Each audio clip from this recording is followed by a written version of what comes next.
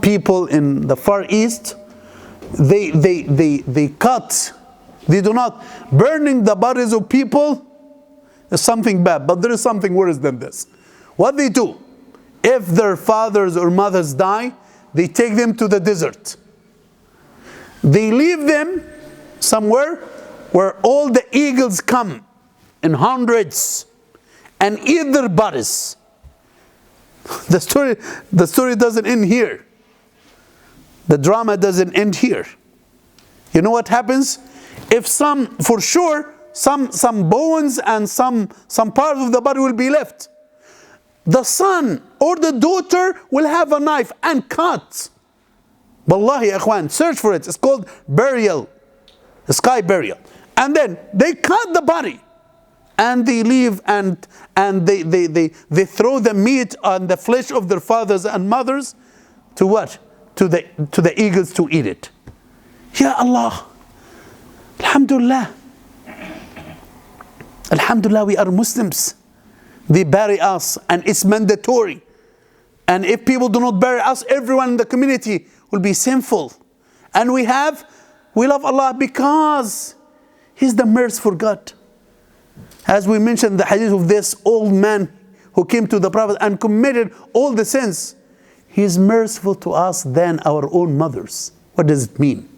It means that if our own mothers are the ones who will be accounting us, Ya Muhammad, they will give us a hard time. We will be purged. They will never forget for us what we did. But Allah is the one who will deal with us in the day of resurrection. And the one who will account us. And He subhanahu wa ta'ala is merciful to us. He will bring some people to get out from the hellfire with their chains. And He will command them to get back to the fire. One of them will turn back to Allah. And Allah will ask him, why did you turn back with your face looking towards me? He says, ما هذا ظني بك يا رب. Ya Rab, I have a good assumption in you. Ya Rab, I know that after you got me out from the fire, you will not put me back in it. My assumption that you will release me. Allah subhanahu wa ta'ala will release him from the fire. We are talking about people who committed a lot of sins. A lot of sins. Minor, major sins. And because of their good assumption and serenity in Allah, serenity in the mercy of Allah, they will be forgiving. This is the love that we should have in our hearts towards Allah, because He's the one who created us, He's the one who guided us, He's the one who is merciful to us, and the one who will forgive us. And He's the one who said in the Quran, إن الله لا يغفر أن يشرك به ويغفر ما دون ذلك لمن يشاء. Allah will forgive all the sins except shirk. قل يا عبادي الذين أسرفوا على أنفسهم لا تقنطوا من رحمة الله إن الله يغفر الذنوب جميعا إنه هو الغفور الرحيم. The most hopeful ayah in the Quran that I wish Sheikh Ahmad to recite it in his beautiful voice. Sheikh Ahmad is sleeping. I want to recite this ayah. قل يا عبادي الذين أسرفوا على أنفسهم. The most hopeful ayah in the Quran that we should put it in front of us every day and read it. يلا Sheikh Ahmad. أعوذ بالله من الشيطان الرجيم. قل يا عبادي الذين أسرفوا على أنفسهم لا تقنطوا من رحمة الله إن الله يغفر الذنوب جميعا إنه هو الغفور الرحيم. Allah is addressing those who transgress against themselves, because when we commit sins, we are doing something wrong for ourselves. It's not going to increase or decrease the kingdom of Allah subhanahu wa ta'ala. Allah is telling them, don't feel desperate from the mercy of Allah. Allah will forgive all the sins. Because Allah subhanahu wa ta'ala, Al-Ghafur Rahim, the oft forgiving, the merciful one, that if you do not ask Him, He will be angry with you. مَنْ لَا يَسْأَلِ اللَّهَ يَغْضَبُ عَلَيْهِ. The one who does not ask Allah forgiveness, Allah will be angry with him. لا تسألن بني آدم حاجة واسأل الذي أبوابه لا تحجب الله يغضب إن تركت سؤاله وبني آدم حين يسأل يغضب. Ask Allah who has His door open 24 hours for those who ask His forgiveness. And do not ask human beings anything. If I ask Brother Assam, do this favor for me, do this favor for me. After 20 times, he's a human. Sheikh Mohammed, that's it, go back to Texas. You are giving me a hard time. 2 days and you give me a hard time, man.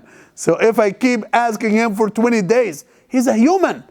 And this happens even with our relatives, with our beloved ones. They cannot take care of us all the time. There is a limit because they are humans. But Allah subhanahu wa ta'ala has His door open 24 hours, and if we do not ask Allah subhanahu wa ta'ala, He will be angry with us. See the mercy of Allah? So we love Him because of that, because of His mercy. We love Allah because the eyes love beauty, right or not? And what is the best thing in the hereafter? Some of you would say Al-Jannah. No. The best thing in the hereafter is to look at Allah subhanahu wa ta'ala. What is the worst hardship in the hereafter? To enter hellfire? No. To have a barrier between you and Allah subhanahu wa ta'ala. What is the dalil? كَلَّا إِنَّهُمْ عَنْ رَبِّهِمْ يَوْمَئِذٍ لَمَحْجُوبُونَ. There is a barrier between them and Allah. ثُمَّ إِنَّهُمْ لَصَالُ. After that, they will be in hellfire. And let us imagine this. Why the worst? Why is the worst worship? What is the worst? Why the barrier between us and Allah subhanahu wa ta'ala is the worst punishment? Why is it the worst punishment? Here is the point. Someone fires me from my job and he refuses to meet me. Why is that?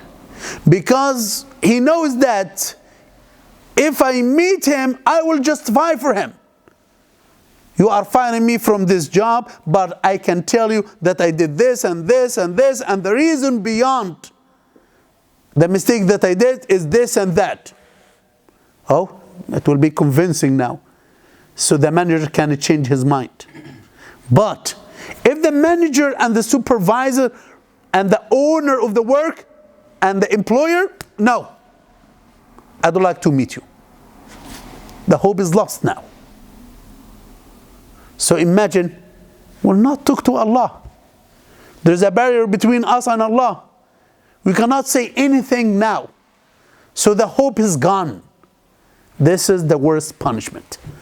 And the best blessing is to see Allah Azza wa Jal, to look at Allah subhanahu wa ta'ala. Any other blessings in Jannah will go around this. Once we see Allah Azza wa Jal, our faces will be more beautiful, inshaAllah. That's why the Prophet Muhammad sallallahu alaihi wasallam says, لَذَّةَ النَّظَرِ إِلَى وَجْهِكَ الْكَرِيمِ. Ya Rabb, do not deprive us from this beauty and this blessing and sweetness of looking at you, Ya Allah. This is the dua of our Prophet Muhammad sallallahu alaihi wasallam. So, if we add this flavor, the love of Allah, to the worship, then it will be enjoyable to us. We will enjoy our worships, our fasting, our sadaqah, our hajj, and our prayer and everything we do.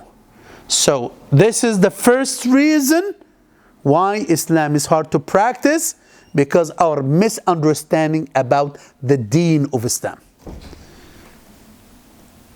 But Islam is easy, and the people who flip it the other way, al-yusru deen, no, Easiness is not a religion.